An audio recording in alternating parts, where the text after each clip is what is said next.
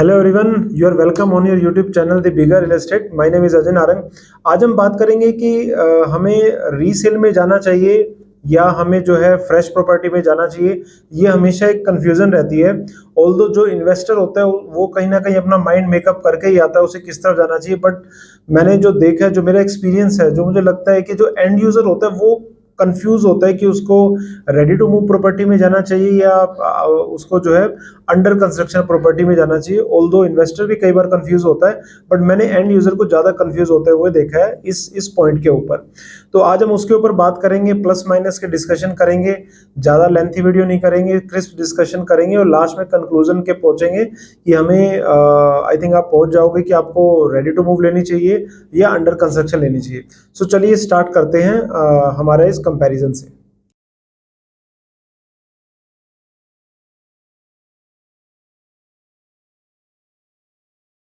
चलिए पहले हम डेफिनेशन से स्टार्ट करते हैं कि क्या रीसेल प्रॉपर्टी क्या होती है आपकी और अंडर कंस्ट्रक्शन आपकी प्रॉपर्टी क्या होती है। रीसेल को आप जो है रेडी टू मूव प्रॉपर्टी भी बोल सकते हो। रेडी टू मूव प्रॉपर्टी वो होती है जहां पे एक तरह से बिल्डर का आपका इन्वॉल्वमेंट नहीं होता, इंडिविजुअल के नाम रजिस्ट्री होती है और फिर अपना आप जो ड्यू डिलिजेंस करके और किसी ब्रोकर की हेल्प के थ्रू आप जो है वो रीसेल प्रॉपर्टी अपने नाम करवाते हो और रेडी टू मूव भी उसको बोल सकते हैं। अंडर कंस्ट्रक्शन प्रॉपर्टी वो होती है जो अभी तक बिल्डर के नाम है, अभी अंडर कंस्ट्रक्शन स्टेज में है, अभी उसका ओसी नहीं आया है, रेडी टू मूव के स्टेज में नहीं है।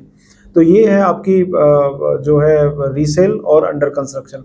अब हम बात करते हैं कंपैरिजन से। मैं कंपैरिजन पॉइंट भी बताऊंगा और फिर उसके अकॉर्डिंग बताऊंगा कि इसमें रीसेल आगे है या आपका जो है अंडर कंस्ट्रक्शन। तो चलिए स्टार्ट करते हैं। तो पहला जो पॉइंट यहाँ पे मैं डिस्कस करूंगा जिसके बेसिस पे लोग अंडर कंस्ट्रक्शन में जाना ज़्यादा पसंद करते हैं, वो है आपका पेमेंट प्लान। जी हाँ, पेमेंट प्लान मैंने गुड़गांव में भी पिछले 2-3 साल में देखा है कि पेमेंट प्लान के बेसिस पे काफ़ी प्रोजेक्ट जो है वो सक्सेसफुल हुए हैं। अगर मैं बात करूँ M3M सॉलिट्यूड या स्मार्ट वर्ल्ड जेम्स का जो सेक्टर 89 न्यू गुड़गांव के अंदर है, जो आपका लो राइज कॉन्सेप्ट है DDJY प्लॉटिंग के ऊपर, जो अपने लो राइज लेके आए हैं, जिसमें उनका जो है बेसमेंट में भी स्पेस है और आपको टेरेस में भी सबको सेम एक्सेस मिल रहा है आपके 4 फ्लोर को। नया कॉन्सेप्ट था, बट लोग समझते हैं कि ये जो नए कॉन्सेप्ट के कारण जो है ये प्रोजेक्ट इतना सुपर डुपर हिट हुआ था। बट मेरे हिसाब से जो पेमेंट प्लान उन्होंने वहां पे ऑफर किया था वो गुड़गांव में बहुत ही कम देखने को मिलता है। जो 1090 पेमेंट प्लान था, सैलरीड क्लास जो है काफी गई है उसके अंदर। और इस पेमेंट प्लान में ये था कि आपको 10% देने हैं और 90% एक तरह से यू हैव टू पे when you will get the position, और जब वो उसी के लिए अप्लाई करेंगे। इसमें ये होता है कि आपको 10% देना, आपने रुमाल रख लिया और उसके बाद जो है आपके सिविल के बेस पे बिल्डर लोन लेगा। अप टू 75% आपके सिविल के बेस पे लोन मिल जाता है। The way builder doing the construction he will ask disbursement from the bank, although bank आपके थ्रू ही वो रूट करता है। और आपकी जो EMI स्टार्ट होगी वो होगी जब OC अप्लाई होगा या when you will get the possession. तो एक तरह से 10% देके आपकी यूनिट बुक हो जाती है। और पेमेंट प्लान तो आज की डेट में देखोगे तो मल्टीपल पेमेंट प्लान है। PLP, CLP construction link plan जिसे बोलते हैं, DPP डाउन पेमेंट प्लान हो गया आपका, सबवेंशन प्लान हो गया आपका। इवन DPP प्लान में आपको जो है 8 से 10% का डिस्काउंट भी मिल जाता है, क्योंकि आप within 90 day you are making whole payment. तो एक तरह से आपको जो इंटरेस्ट का लॉस वहां पे हो रहा है वो कहीं ना कहीं बिल्डर आपको विद डिस्काउंट आपको उसका जो है कंपनसेट कर रहा है। तो पेमेंट प्लान जो है आई थिंक मेन USP है आपकी अंडर कंस्ट्रक्शन प्रोजेक्ट की भी। और भी आगे हम बात करेंगे, बट मेरे हिसाब से अंडर कंस्ट्रक्शन प्रोजेक्ट जो है प्लस में है। और अगर मैं यही बात करूं रेडी टू मूव प्रोजेक्ट की, उसमें कहीं ना कहीं 30 to 60 और मैक्स टू मैक्स 90 डेज का आपको टाइम मिलता है। वो भी सामने वाले सेलर की श्रद्धा पे निर्भर करता है या ब्रोकर की कितनी ट्यूनिंग है सेलर के साथ, तो वो कहीं ना कहीं आपको टाइम दिलवाता है। तो वहां पे रीसेल में जो है आपको टाइम कम मिलता है और जो आपका अंडर कंस्ट्रक्शन में अच्छा खासा आपको टाइम मिल जाता है। तो ये मेन पॉइंट है जहां पे अंडर कंस्ट्रक्शन पॉइंट बाजी मार लेता है रीसेल से। दूसरा बात करते हैं एक्चुअल फ्लैट की। तो अभी अपने रिसेंटली गुड़गांव में ट्रेंड देखा होगा कि आज के डेट में तो पहले बिल्डर फिर भी सैंपल अपार्टमेंट बनाते थे, बट आज के डेट में तो विदाउट सैंपल EOI के बेसिस पे ही प्रोजेक्ट ऑलमोस्ट सोल्ड आउट हो चुका होता है। तो आपको सिर्फ ब्राउचर पे जो उनकी जो रूम साइजेस हैं, वॉशरूम का साइज है, उसके बेसिस पे आप डिसीजन लेते हो। But in comparison to resale, वहां पे आप चीज आप देख सकते हो, वॉशरूम चेक कर सकते हो, क्या फेसिंग है, और वो सब चीजें आप चेक करके जो है आप अपना जो है डिसीजन लेते हो। तो आई थिंक इस मामले में कहीं ना कहीं रीसेल जो है प्लस में है। वो आप अपने अकॉर्डिंग देख सकते हो क्या आपको चाहिए। तीसरी अगर मैं बात करूं कि जो तीसरे में ड्यू डिलिजेंस किया, अगर मैं चेकिंग की बात करूं तो जो आपका पहले अंडर कंस्ट्रक्शन की बात करते हैं। अंडर कंस्ट्रक्शन में डॉक्यूमेंटेशन की आपको इतनी दिक्कत नहीं होती, बिल्डर जो है वो कंप्लीट आपकी डॉक्यूमेंटेशन करता है और उसमें क्या होता है कि आपका रेरा आया हुआ है, अप्रूव चीज़ है, 15 to 20 टाइप के क्लियरेंस ऑलरेडी रेरा से पहले आ चुके हैं, उसके बाद ही रेरा आया है, तो डॉक्यूमेंटेशन की आपको कोई दिक्कत नहीं होती। इन कंपैरिजन टू रीसेल आपको सारे डॉक्यूमेंट चेक करने पड़ते हैं, इवन ब्रोकर पे डिपेंड नहीं रहना पड़ता, आपको खुद अपना ड्यू डिलिजेंस कर लेते हैं। कई बार क्या होता है कि सेलर ने जो है लोन लिया होता है तो बैंक से भी एनओसी लेनी पड़ती है कि लोन क्लियर है या नहीं है, सोसाइटी से एनओसी लेनी पड़ती है कि कहीं कोई इसका ड्यू तो नहीं है। तो ये सारे डॉक्यूमेंट जो है रीसेल में आपको चेक करने पड़ते हैं, क्योंकि आपको पता ही है कि फ्रॉड इंडिया में कितने ज़्यादा होते हैं। तो मैं तो ये सजेस्ट करूंगा किसी अच्छे ब्रोकर के थ्रू आप जाएं अगर आप रीसेल की डील में जा रहे हैं। मैं ये नहीं कह रहा कि अंडर कंस्ट्रक्शन में आप अच्छे डीलर में मत जाएं, दोनों साइड में ही अच्छे ब्रोकर के थ्रू जाएं, बट ये कि रीसेल में आपको रिक्वायरमेंट ज़्यादा रहेगी, क्योंकि वहाँ पे जो है कहीं ना कहीं फ्रॉड होने के चांसेस ज़्यादा रहते हैं, क्योंकि एनओसी, सोसाइटी एनओसी और क्या अभी तक का वो रहा है वो आपको दे के ही चलना पड़ता है। तो ये हमारा हो गया तीसरा कंपैरिजन, इसमें I think under construction plus में रहेगा। अब बात करते हैं नेक्स्ट पॉइंट की। इसमें आपको बताऊंगा कि कस्टमाइजेशन के बारे में। जो अंडर कंस्ट्रक्शन प्रॉपर्टी होती है उसमें जो है बिफोर टेकिंग यूनिट आप कुछ कस्टमाइजेशन कर सकते हो, और जैसे कि आजकल जैसे माइवन टेक्नोलॉजी है, बट लोड बेयरिंग वॉल भी होती है, एक नॉन लोड बेयरिंग वॉल होती है। तो नॉन लोड बेयरिंग वॉल को आप थोड़ा सा कस्टमाइज करवा सकते हो। जैसे मैंने कुछ अपने क्लाइंट को देखे कि अपना किचन जो है बड़ा करा देते हैं, सर्वेंट रूम को एक तरह से या तो ख़त्म कर दिया या उसको छोटा कर दिया, या जो ड्राइंग डाइनिंग की वो होती है वहाँ पे कुछ मॉडिफिकेशन कर सकते हैं। तो अंडर कंस्ट्रक्शन प्रोजेक्ट में before AC you can do for the जो है कस्टमाइजेशन। यही जो है हम जो रेडी टू मूव है, कई बार सोसाइटी उसमें दिक्कत करती है, ऑल्दो चीज़ आपकी है कर सकते हो, बट मेरे हिसाब से जो है अंडर कंस्ट्रक्शन में बिफोर टेकिंग पोजेशन आप जो इसमें कस्टमाइजेशन कर सकते हो, जो कि रेडी टू मूव में थोड़ा सा कई बार टफ हो जाता है। कई बार रेडी टू मूव में जो आपका पूरा इंटीरियर किया हुआ होता है, आपका जो है वुडन फ्लोरिंग और ये सब चीज़ें की होती हैं, तो कई बार वहाँ पे मॉडिफिकेशन थोड़ा टफ हो जाता है, जबकि आप अंडर कंस्ट्रक्शन में आप जो है करवा सकते हो। इसके अलावा अगर मैं बताऊं जो न्यू अंडर कंस्ट्रक्शन में आज की डेट में जो टेक्नोलॉजी मोस्टली यूज़ हो रही है, इवन अफोर्डेबल में भी यूज़ जो हो रही है, वो हो रही है आपके माइवन।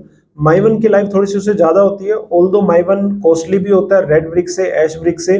तो डिपेंडिंग ऑन कॉस्ट आप देख सकते हो। इवन जो रेड ब्रिक है वो सिंस इंडिपेंडेंस चल रही है, ऐसी कोई भी दिक्कत नहीं है, बट नई टेक्नोलॉजी का एक वो होता है और प्लस पॉइंट भी है माइवन के। तो कहीं ना कहीं अंडर कंस्ट्रक्शन प्रॉपर्टी में आपको माइवन टेक्नोलॉजी मिल रही है, और जो आप रेडी टू मूव चीज़ों में जा रहे हो उसमें आपको मोस्ट ऑफ द सोसाइटी देखोगे तो रेड ब्रिक है, ऐश ब्रिक है। तो ये एक डिफरेंस आ जाता है। इसके अलावा मैं बात करूंगा पार्किंग की।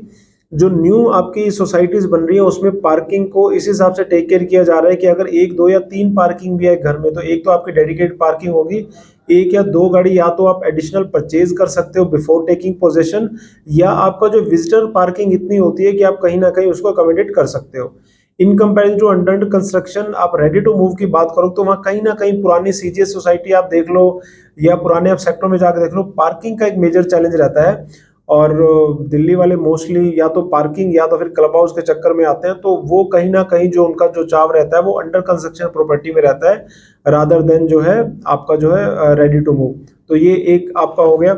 इसके अलावा एमिनिटीज के मामले में कहीं ना कहीं अंडर कंस्ट्रक्शन बाजी मार लेते हैं रेडी टू मूव से, क्योंकि अंडर कंस्ट्रक्शन में आज की डेट में आप क्लब हाउस देखोगे, पहले हम बेसिक क्लब हाउस मानते हैं जिसमें क्लब हाउस जिसमें एक स्विमिंग पूल है, एक छोटी मोटी लाइब्रेरी है, kids play area, indoor game इस टाइप से। बट आज की डेट में अगर आप क्लब हाउस देखोगे तो इंटरनेशनल एमिनिटीज के साथ आ रहे हैं, 3-3 क्लब हाउस है, वेदर हर टाइप के वेदर के हिसाब से आपका स्विमिंग पूल है, लाइब्रेरी है, इंडोर गेम्स हैं, एमपी थिएटर है, आपका मल्टीपल मतलब की चीज़ें ऐसी ऐसी आ रही है। रिसेंटली काफ़ी प्रोजेक्ट आए आपने देखे होंगे द्वारका एक्सप्रेस वे पे, जैसे अलान हो गया, या सेंट्रल पार्क जो अपनी एमिनिटीज़ बता रहा है, या जो smart word 1DXP M3M crown के अंदर जो एमिनिटीज़ आ रही हैं, आई थिंक आपको मेरे से ज़्यादा पता है। तो इंटरनेशनल लेवल की एमिनिटीज़ के साथ आ रहे हैं, तो वहाँ कहीं ना कहीं जो है ये प्लस पॉइंट है आपका इसके मुकाबले रेडी टू मूव। और रेडी टू मूव में कहीं ना कहीं एमिनिटीज़ जो आपको पुराने के हिसाब से मिलती हैं, तो वो भी आप देख सकते हो। अगर आपको नई टेक्नोलॉजी की एमिनिटीज़ और ये सब चाहिए तो आपको कहीं ना कहीं अंडर कंस्ट्रक्शन जो ज़्यादा पसंद आएगा इन कंपैरिजन टू आपको जो है रेडी टू मूव। बढ़ते हैं अपने नेक्स्ट पॉइंट की तरफ। इस पॉइंट में हम डिस्कस करेंगे ओसी की। सो ओसी आई थिंक आपको पता ही होता है, ऑक्यूपेशन सर्टिफिकेट। जब सोसाइटी आपकी कंप्लीट हो जाती है तो बिल्डर गवर्नमेंट से ओसी लेता है। तो जो आपका रेडी टू मूव होती है, रेडी टू मूव में ओसी आपकी ऑलरेडी आ चुकी होती है, तो वो हमें टेंशन लेने की जरूरत नहीं होती है उसकी। और काफ़ी सोसाइटी गुड़गांव में ऐसी भी हैं जहाँ पे ओसी नहीं आया हुआ फिर भी लोग रह रहे हैं विदाउट रजिस्ट्री, नाम नहीं लेना चाहूँगा। और यही in comparison to ready to move, अगर हम अंडर कंस्ट्रक्शन की बात करें, कई बार ओसी डिले हो जाती है।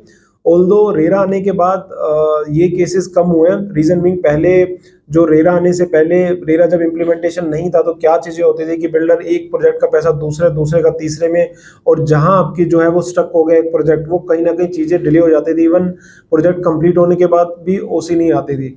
बट अभी आज के डेट में रेरा आने के बाद जो है चीज़ें स्मूथ हो रही हैं आपकी, और टाइमली आपको पोजेशन भी मिल रहा है। रेरा में भी आपका प्रोविजन है, कहीं ना कहीं कोरोना जैसे आप एनजीटी जो बैन होता है उसको टेक केयर करके लेते हैं, बट फिर भी इतना ज़्यादा डिले नहीं होता है। हाई राइज 4 की बजाय 4.5 या 5 साल, और लो राइज 2 से 2.5 साल, या अगर बिल्डर बहुत ज़्यादा डिले करता है तो 3 साल में कहीं ना कहीं आपको मिल जाता है। तो उसी के मामले में कहूँगा कि रेडी टू मूव जो है प्लस पॉइंट है, प्लस आपका इन कंपैरिजन टू आपका जो है अंडर कंस्ट्रक्शन। इसके अलावा अगर मैं बात करूंगा वेटिंग पीरियड की, तो वेटिंग पीरियड की अगर आप देखोगे तो इसमें भी अगेन रेडी टू मूव आपको, आप पैसे तो रजिस्ट्री कराओ, मूव हो सकते हो। यही अंडर कंस्ट्रक्शन में कई बार क्या हमेशा ही आपको जो है टाइम लगता है अंडर कंस्ट्रक्शन के अंदर। लो राइज है तो 2 to 2.5 ईयर, और जो हाई राइज है 4 से 4.5 साल। या अगर कई बार आप बिल्डिंग 2 ईयर आपका कंस्ट्रक्शन कंप्लीट हो गया उसके बाद एंटर करते हो हाई राइज में, तो 2 साल को आपको वेटिंग पीरियड जो उसके अंदर करना पड़ता है। सो ये वो पॉइंट थे जो आपको कंसीडर करने चाहिए कि आपको रेडी टू मूव प्रॉपर्टी में जाना चाहिए, अंडर कंस्ट्रक्शन प्रॉपर्टी में जाना चाहिए। आई होप मैंने आपके कुछ पॉइंट यहाँ पे क्लैरिफिकेशन दी होगी, और नेक्स्ट टाइम आप इन पॉइंट को कंसीडर करेंगे कि आपको किस टाइप की प्रॉपर्टी में जाना चाहिए।